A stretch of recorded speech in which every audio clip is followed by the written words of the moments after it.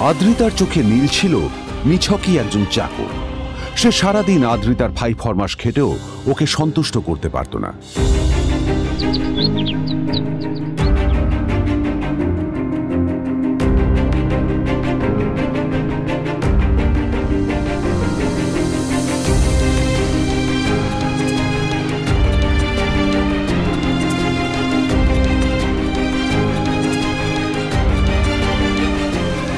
এত কিছুর পরেও কেন একজন ধনী বাবা তার মেয়েকে গরিব ছেলের সাথে বিয়ে দিলেন?